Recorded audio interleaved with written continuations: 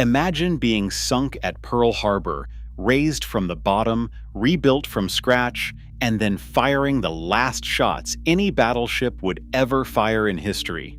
The class of battleships that did this was present when America entered the Pacific War, and present when the battleship's role in that war finally ended. Two of them were moored at Battleship Row on December 7, 1941. One was sunk, one was damaged. Both came back. They were the first American battleships ever built with 16-inch guns.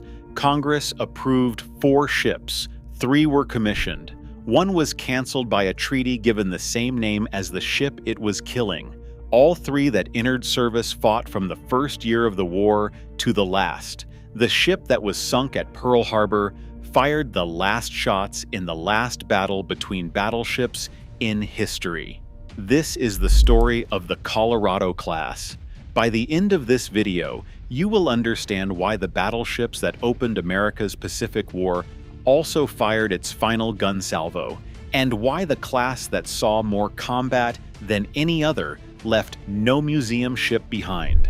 Stick with me because the Colorado class story isn't just about 3 battleships. It ends with the last gun duel in naval history.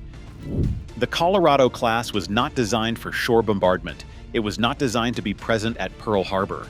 It was not designed to fire the last shots in the last surface battle between battleships in history. It was designed to answer one question: what do you do when Japan builds a bigger gun? To understand the Colorado class, you need to go back to 1913 and the specific intelligence report that changed American battleship design. By 1913, the United States Navy had been building capital ships around 14-inch guns.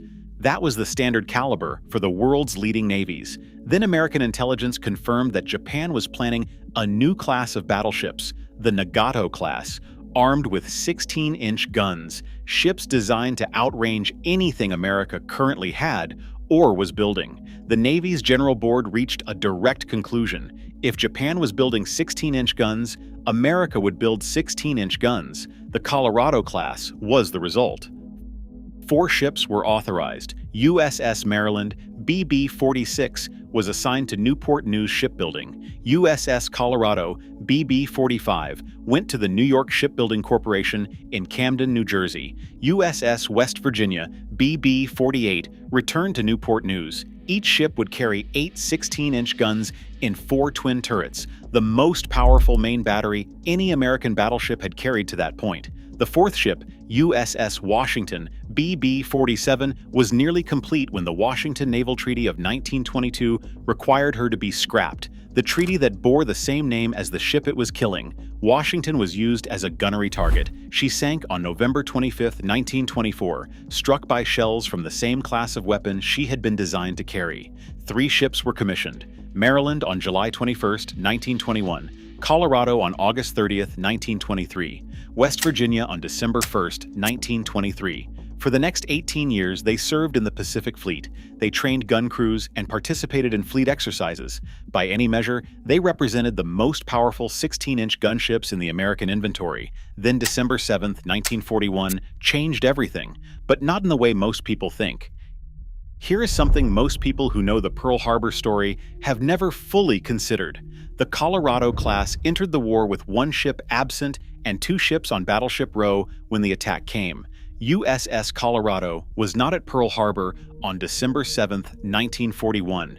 She was at Puget Sound for overhaul, a maintenance schedule set months earlier. She was not better protected than her sisters. She was not more strategically important. The schedule placed her on the West Coast that morning, and the schedule saved her. USS Maryland was moored inboard of the battleship Oklahoma. Oklahoma was positioned outboard, between Maryland and the torpedo planes approaching from the southwest. Oklahoma absorbed the worst of the torpedo attack. Maryland took 2 bomb hits and returned to service within months. USS West Virginia was moored outboard of Tennessee, fully exposed. 7 torpedoes struck her below the waterline. A bomb hit amidships. She sank and settled on the harbor bottom with her superstructure above the surface. Here is the detail that changes how you see everything that followed. When salvage teams began raising West Virginia in 1942, they found evidence that not everyone aboard had died at once. 3 sailors had survived inside a sealed compartment deep in the hull. Evidence showed they had lived until at least December 23rd, 16 days after the ship went down.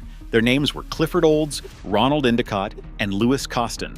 Raising West Virginia required nearly 2 years. The damage was not repairable. It required complete reconstruction, not a repair, but a new ship built around the surviving hull. Her superstructure was rebuilt, her fire control systems were updated, her secondary battery was modernized. When she returned to Pearl Harbor in September 1944, she was built for a different war than the one she had left. If you find this as interesting as I do, feel free to like this video. It helps more people find this channel. There is one more fact about the Colorado class that almost no one who knows this story has thought about. The Colorado class spent the war doing the work that the war actually required. Maryland fought from Tarawa through the Marshalls, Saipan, Guam, and Tinian. During the bombardment of Tinian on July 24, 1944, Colorado was struck repeatedly by Japanese shore batteries. 43 men were killed, 198 were wounded. Colorado kept firing until Tinian was secured, then sailed for repairs.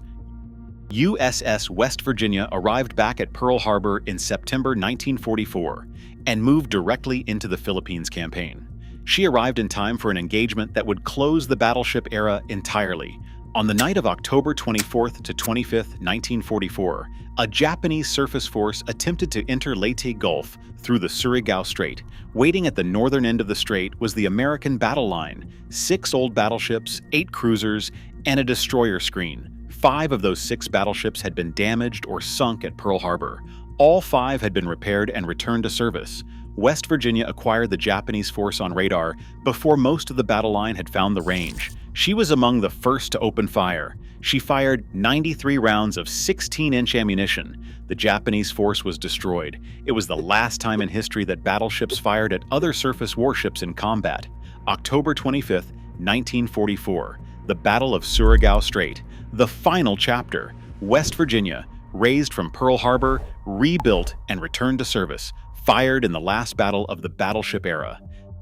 Now let's look at what the Colorado class was when we strip away the Iowa class's shadow and consider the record directly.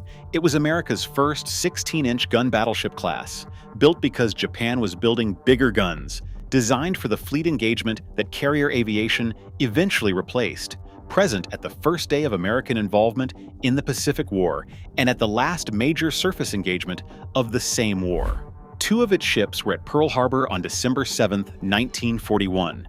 2 of its ships were at Surigao Strait on October 25, 1944. The class that began and ended the surface battleship war was not the Iowa class. It was the Colorado class. Maryland was decommissioned April 21, 1947, and sold for scrap. Colorado was decommissioned January 7, 1947, and sold for scrap. West Virginia, raised from Pearl Harbor, rebuilt from scratch, returned to fire 93 rounds in the last battleship engagement in history, was decommissioned January 9, 1947, and sold for scrap. The Iowa-class ships are museum ships in 4 American harbors. Visitors walk their decks today. The Colorado class left no museum, no preserved hull, not one surviving example of the ships that fired last. The name West Virginia now belongs to an Ohio-class ballistic missile submarine, a vessel that carries nuclear weapons and operates silently below the surface. The name meant for the ship that was raised from the bottom and fired last ended up on a ship that never shows itself at all. What surprised you most about the Colorado class? Let me know in the comments. I read every one. Thanks for watching. If you want the real stories behind the engineering choices and unexpected turns that shaped the most famous warships ever built, subscribe. New videos come every week, and the next one is already stranger than you would expect.